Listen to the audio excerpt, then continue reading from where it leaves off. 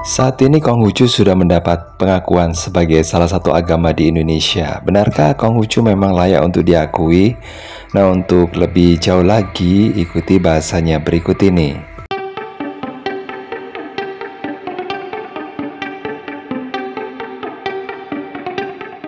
Pengakuan Konghucu sebagai agama di Indonesia pada tahun 2000 menandai perubahan signifikan dalam kebijakan negara terhadap keberagaman agama. Sebelumnya, Konghucu tidak diakui sebagai agama resmi dan penganutnya seringkali terpaksa mengalihkan keyakinan mereka untuk mendapatkan pengakuan administratif. Setelah reformasi 1998, pemerintah Indonesia mulai membuka ruang bagi kebebasan beragama dan menghormati keberagaman budaya, termasuk pengakuan terhadap Konghucu. Keputusan ini juga dilihat sebagai langkah untuk memperbaiki hubungan dengan komunitas Tionghoa yang selama ini terpinggirkan.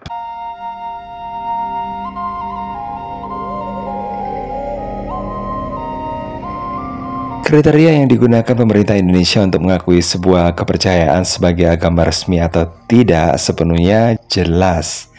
Tetapi beberapa unsur yang biasanya dipertimbangkan ini meliputi keberadaan kitab suci atau ajaran tertulis.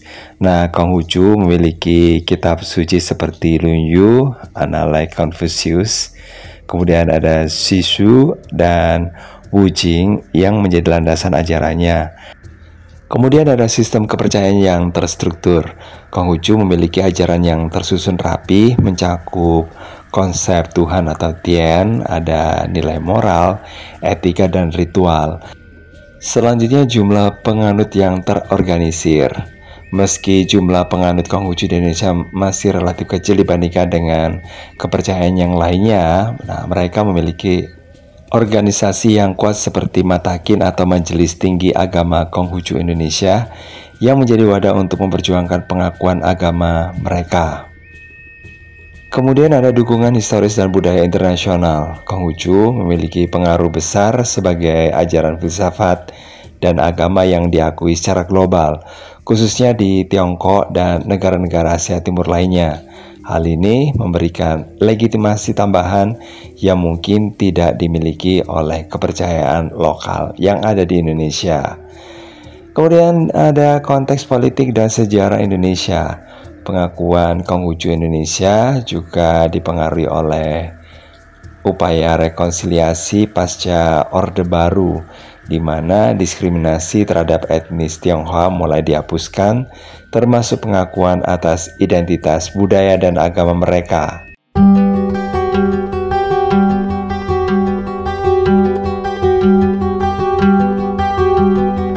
Sejarah politik dan kebijakan pemerintah Indonesia terutama pada era Orde Baru dan pasca reformasi ini memainkan peran penting dalam pengakuan Konghucu sebagai agama resmi.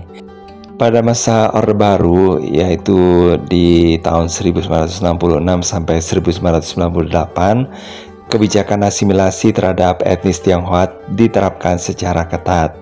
Konghucu sempat dianggap sebagai agama resmi setelah diakui pada 1965, tetapi pada 1978 status ini dicabut melalui Inpres nomor 14 tahun 1967 yang membatasi segala bentuk ekspresi budaya dan agama Tionghoa. Akibatnya, banyak penganut Konghucu terpaksa mengidentifikasi diri sebagai penganut agama lain terutama Buddha agar dapat memenuhi persyaratan administrasi negara. Pada masa reformasi, yaitu tahun 1998 sampai sekarang, terutama di bawah pemerintahan Abdurrahman Wahid atau Gus Dur, ada upaya untuk menghapus diskriminasi terhadap etnis Tionghoa. Salah satunya adalah langkah penting untuk mencabut Inpres nomor 14 1967 yang mengembalikan pengakuan Konghucu sebagai agama resmi pada tahun 2000. Hal ini dilakukan sebagai bagian dan rekonsiliasi politik dan pengakuan hak asasi manusia. Kemudian pengakuan Konghucu juga terkait erat dengan perjuangan etnis Tionghoa untuk diakui sebagai bagian dari identitas bangsa Indonesia.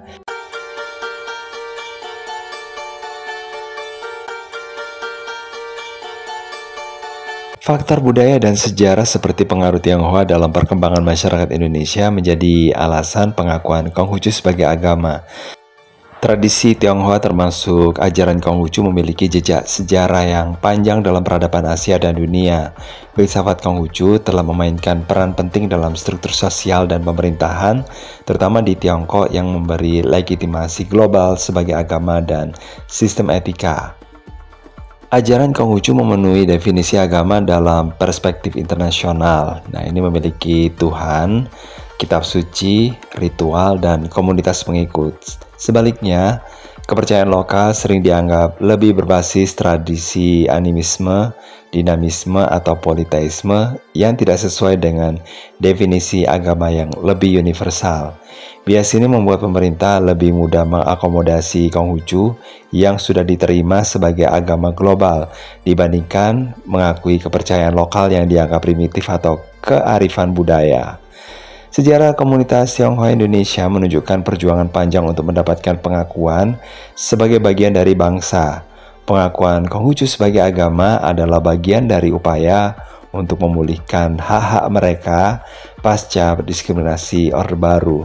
Sementara itu, kepercayaan lokal sering diabaikan karena dianggap terintegrasi dengan budaya adat yang sudah dilindungi oleh hukum adat, tanpa kebutuhan untuk pengakuan khusus sebagai agama.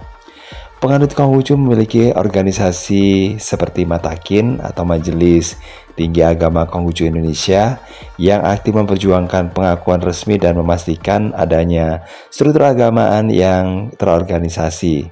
Sementara itu, kepercayaan lokal seringkali tidak memiliki organisasi terpusat yang memperjuangkan hak-hak mereka di tingkat nasional, sehingga sulit mendapatkan perhatian dari pemerintah. Kepercayaan lokal ini sering kali dianggap sebagai bagian dari animisme yang secara historis dianggap bertentangan dengan agama-agama besar. Dalam konteks politik dan hukum, kepercayaan lokal masih terpinggirkan dan sering kali dilabeli sebagai budaya, bukan agama.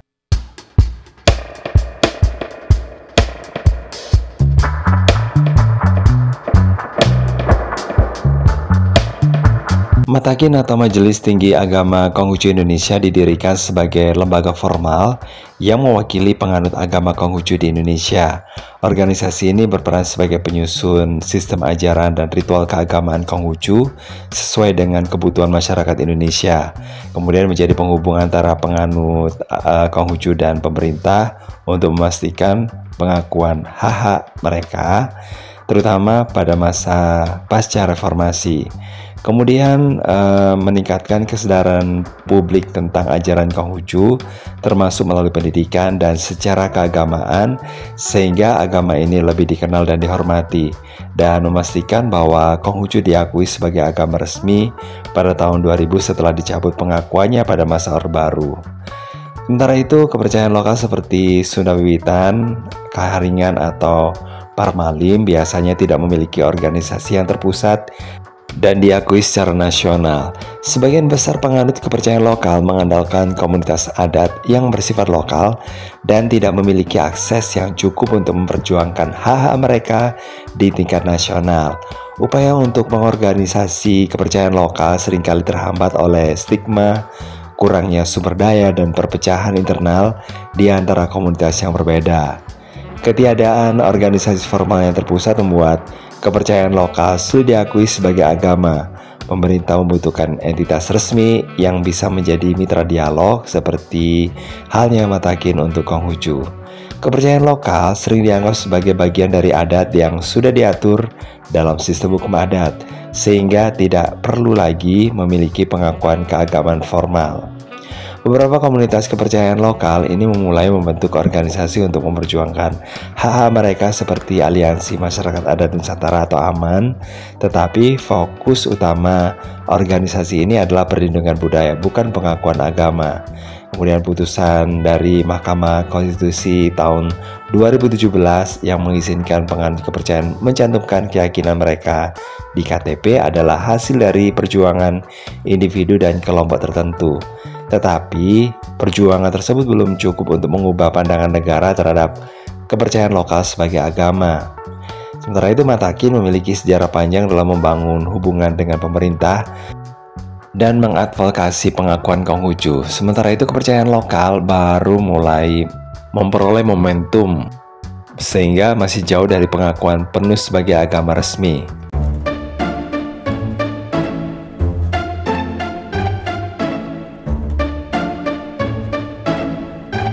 Pada masa Orde Baru, kebijakan pemerintah cenderung menghapus identitas budaya dan agama etnis Tionghoa, termasuk larangan perayaan tradisional seperti Imlek dan pembatasan penggunaan bahasa Mandarin.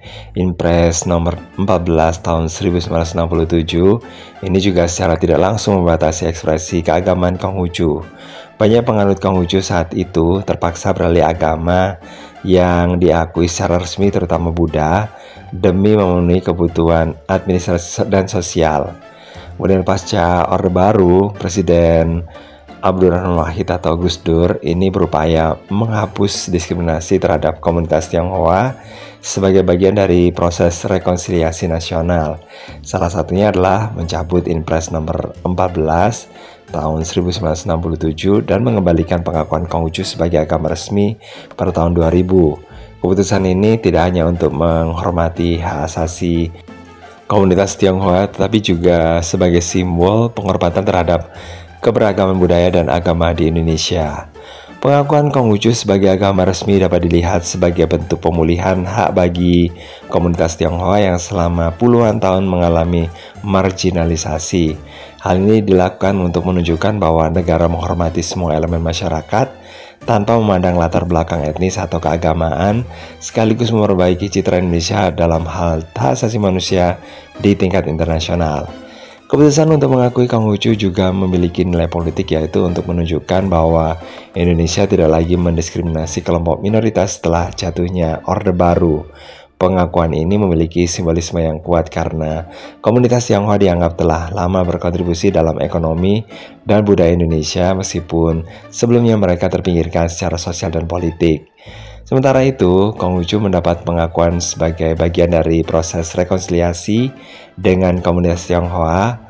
Sementara itu di kepercayaan lokal tidak mendapatkan perhatian yang sama.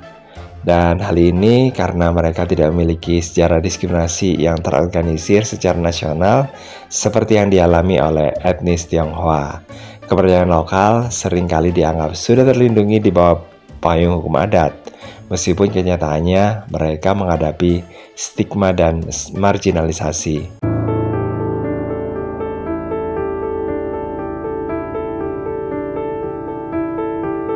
Media pada era reformasi memainkan peran penting dalam mengangkat isu diskriminasi terhadap komunitas Tionghoa, termasuk larangan budaya dan agama mereka pada masa Orde Baru.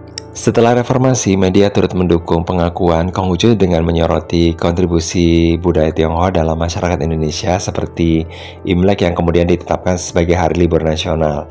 Media juga berperan dalam mempromosikan Konghucu sebagai agama yang memiliki tradisi filsafat dan etika yang kuat, sehingga membantu membentuk persepsi positif terhadap ajaran ini di mata publik. Kepercayaan lokal ini seperti Sunda Wiwitan, Kapitayan, Kaharingan ini kurang mendapatkan perhatian dari media arus utama.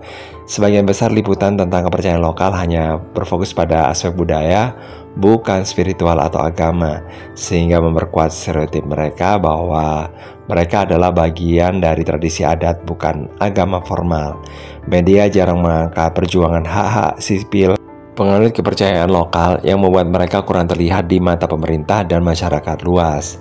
Akademisi terutama yang mempelajari filsafat dan agama telah banyak menulis dan meneliti tentang ajaran Konghucu, baik dari perspektif sejarah maupun etika.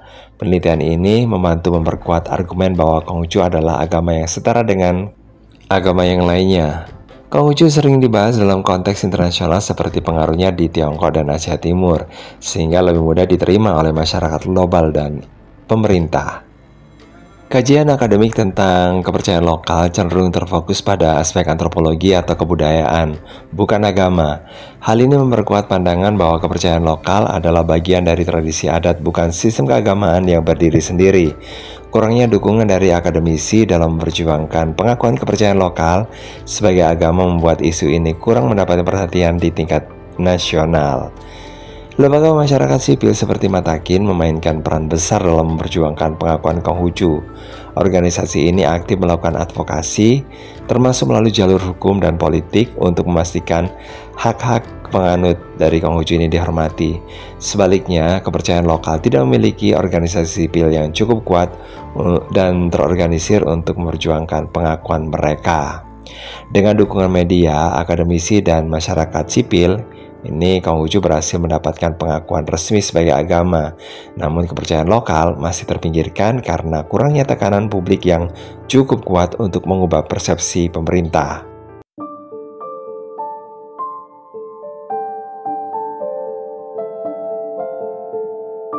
Konghucu diakui secara luas sebagai salah satu tradisi keagamaan dan filosofis penting di dunia, terutama di negara-negara seperti Tiongkok, Korea, Jepang, dan Taiwan. Sebagai hasil globalisasi, pandangan dunia terhadap Konghucu sebagai agama dan filsafat universal ini telah diperkuat melalui institusi kependidikan, diplomasi budaya, dan perayaan global terhadap ajarannya. Pengakuan internasional ini memberikan legitimasi tambahan yang mempengaruhi pemerintah Indonesia untuk mengakui Konghucu sebagai agama, terutama untuk mencerminkan komitmen terhadap keberagaman dan hak asasi manusia di mata dunia. Sementara itu, kepercayaan lokal seperti Sunda Wiwitan, Kaharingan, atau Parmalim tidak memiliki pengakuan internasional yang signifikan. Mereka dianggap sebagai kepercayaan tradisional yang spesifik untuk masyarakat adat tertentu tanpa pengaruh global. Globalisasi justru seringkali mengesampingkan tradisi lokal karena perhatian lebih diarahkan pada agama-agama besar atau yang memiliki jaringan internasional. Sementara itu, definisi agama yang diadopsi oleh pemerintah Indonesia banyak dipengaruhi oleh perspektif Barat yang menekankan keberadaan Tuhan, kitab suci, dan ritual formal. Konghucu lebih mudah memenuhi kriteria ini karena telah diakui di negara-negara lain sebagai agama yang terstruktur. Kepercayaan lokal ini sering dianggap tidak sesuai dengan definisi tersebut karena lebih berfokus pada hubungan spiritual dengan alam, leluhur, dan komunitas tanpa kitab suci formal atau sistem hierarki agama. Tiongkok sebagai negara besar dengan pengaruh global sering mempromosikan budaya dan ajaran Konghucu sebagai bagian dari diplomasi lunaknya atau soft power. Upaya ini juga mendorong negara-negara lain termasuk Indonesia untuk mengakui Konghucu, baik sebagai penghormatan terhadap komunitas Tionghoa yang ada di lokal maupun hubungan diplomatik dengan Tiongkok. Sebaliknya, kepercayaan lokal tidak memiliki dukungan negara atau jaringan internasional yang mampu mempromosikan mereka secara global. Mengakui Konghucu sebagai agama juga menjadi cara bagi pemerintah Indonesia untuk menunjukkan kepada dunia bahwa negara ini menghormati keberagaman agama dan budaya. Sementara itu, kepercayaan lokal seringkali dianggap sebagai bagian dari warisan budaya dan tidak dilihat sebagai elemen penting dalam narasi keberagaman agama secara global. Dalam konteks globalisasi, kepercayaan lokal seringkali terpinggirkan oleh dominasi agama-agama besar yang memiliki pengaruh internasional. Kurangnya perhatian global terhadap kepercayaan lokal membuat mereka sulit diperhitungkan dalam kebijakan nasional yang dipengaruhi oleh tren global.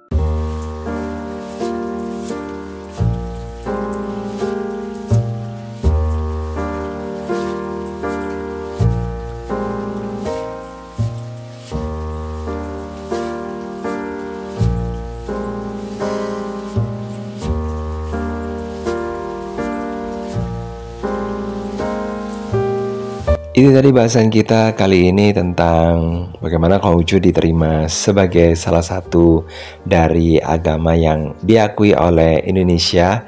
Sementara bagaimana kedudukan kepercayaan lokal sendiri yang sepertinya masih menjadi anak tiri di negerinya sendiri.